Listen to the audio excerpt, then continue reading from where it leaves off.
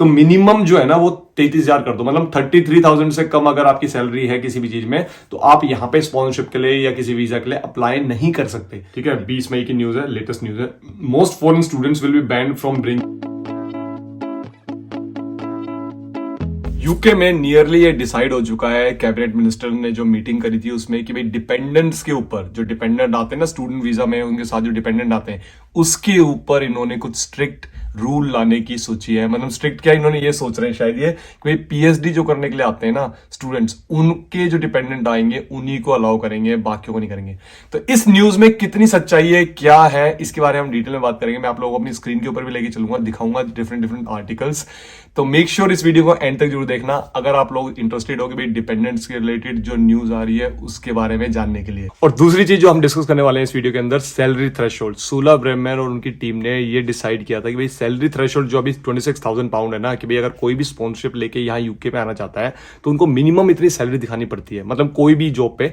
अब आप लोगों का क्वेश्चन होगा, भैया केयर होम की तो ऑलरेडी 26,000 से कम होती है, तो वो तो उस पर तो स्पॉन्सरशिप मिलती है, वो डिफरेंट है। इसके बारे में वीडियो के अंदर डिटेल में समझाया है आप लोगों को उसके बारे में, तो वीडियो को पूरा देखना।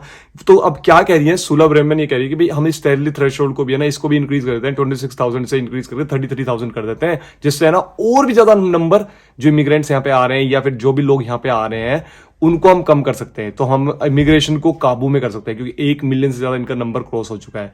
तो पूरा डिटेल में मैंने इस वीडियो में समझाने की कोशिश करी है दोनों पॉइंट्स को, डिपेंडेंट वाला और इस सैलरी थ्रेशोल्ड को। तो मेक श्योर इस वीडियो एंड तक देखोगे तो आपको काफी चीजें क्लियर हो जाएंगी। तो चलो इस वीडियो को शुरू कर। तो वीडियो को शुरू करने से पहले मैं बता दूं, मेरा नाम है राजीव। मैं तो यूके के अंदर स्टूडेंट्स के लिए काफी सारी इन्फॉर्मेटिव वीडियोस बनाता हूं, जहां पे मैं उनको हेल्प करने की कोशिश करता हूं। अगर आप लोगों को इस तरह कंटेंट पसंद है, do consider subscribing this channel, और हाँ वीडियो को भी लाइक कर देना अगर आपको कुछ भी इंफॉर्मेशन मिलती है इस वीडियो के अंदर से। ठीक है, तो सबसे पहले तो हम बात करते हैं भी जो डिपेंडेंट यहां पे आते हैं वो क्या, मतलब क्या कर सकते हैं, फायदे क्या होते हैं डिपेंडेंट वीजा पे। देखो डिपेंडेंट वीजा पे अगर कोई यहाँ पे आता है ना, बहुत ज्यादा फायदे होते हैं।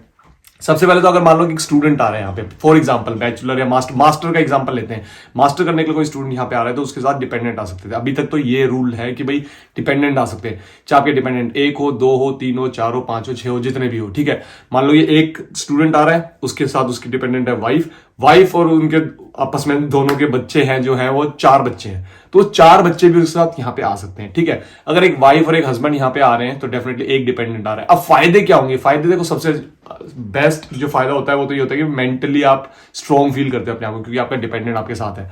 फाइनेंशियली बहुत सारे फायदे होते हैं। फाइनेंशियली जैसे कि आप मान लो यहाँ पे आप डिग्री करने के लिए आ रहे हो, 15 लाख रुपए आपकी फीस है, वो 15 लाख रुपए की फीस आपकी है ना, आप ऐसे निकल जाएगी, आपको पता भी नहीं लगेगा। क्यों? डिपेंडेंट यहाँ पे क्या है, फुल टाइम जॉब कर सकता है, मतलब पूरे कोई रिस्ट्रिक्शन नहीं है। तो ये बहुत बड़ा बेनिफिट है कि भाई फाइनेंशियली डिपेंडेंट यहाँ पे अच्छे खासे पैसे कमा सकता है। जो मेन एप्लीकेंट है वो तो यहाँ जॉब करेगा तो वो क्या है, अपना खर्चा निकाल लेगा, वो बाकी खर्चे पूरे कर लेगा।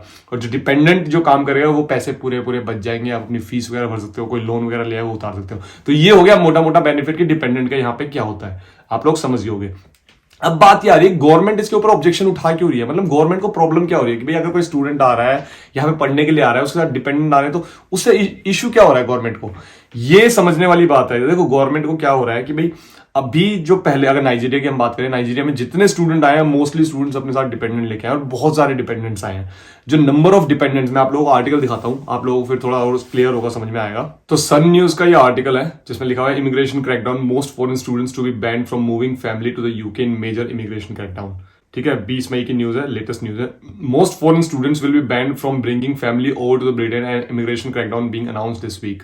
ठीक है, एक और चीज ये डिस्कशन करने में लगे हुए थे, जो यहाँ पे इनकी कैबिनेट हुई थी उसमें ये डिस्कशन कर रहे थे कि भाई जो फॉरेन वर्कर्स हैं, जो उनकी सैलरी थ्रेशोल्ड है, जैसे कि आप लोगों ने देखा सैलरी थ्रेशोल्ड, उसको 26,000 से बढ़ा के 33,000 कर दी जाए, टू ब्रिंग डाउन नंबर्स, कि भाई इमिग्रेशन में इतने सारे स्टूडेंट्स जो यहाँ पे आ रहे हैं या फॉरेन वर्कर्स यहाँ पे आ रहे हैं, तो मिनिमम जो है ना वो 33,000 कर दो, मतलब 33,000 से कम अगर आपकी सैलरी है किसी भी चीज में तो आप यहाँ पे स्पॉन्सरशिप के लिए या किसी वीजा के लिए अप्लाई नहीं कर सकते।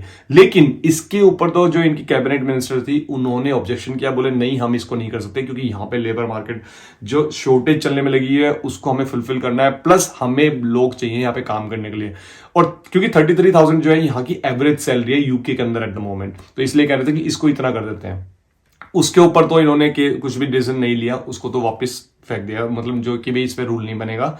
अभी इसके बारे में हम नहीं सोच रहे, आगे जाके हो सकता है कि इसके बारे में भी सोचें कि भाई सैलरी थ्रेशोल्ड को 26,000 से बढ़ा के 33,000 कर दी जाए, मिनिमम जो सैलरी थ्रेशोल्ड है। ठीक है, अब आप बात करोगे भैया लेकिन केयर होम की तो कम होती है। Care home is a different category. Care home हो गया, नर्सिंग हो गया या डॉक्टर्स हो गए, ये एक डिफरेंट कैटेगरी है। ये जो बात करते हैं जनरली ये करते हैं और दूसरी कैटेगरी की जो बाकी जेनरिक जॉब्स होती हैं। क्योंकि केयर होम क्या हो गया, वो हो गया आपकी मेडिकल फील्ड से रिलेटेड जॉब, और मेडिकल फील्ड में तो इनको पता है कि इनकी कंट्री को बहुत ज्यादा डिमांड है। तो इसलिए केयर होम की तो सैलरी जो मिनिमम शायद कितनी है, 21-22 हजार है, तो उसी पे भी आ सकते हैं। तो इसलिए इसके बारे में बात चल रही है। ठीक है, अब इस आर्टिकल में अगर आप नीचे देखो, it's comes official figures out this Thursday are expected to show that the net migration has rocketed to 1 million. मतलब 1 मिलियन लोग साल में यहां पे आ रहे हैं। तो इतना नेट माइग्रेशन हो गया है। अब यहाँ पे home secretary Suella Braverman and her deputy Robert Jenrick also wanted to lift the salary threshold but were overruled after kickback from the treasury.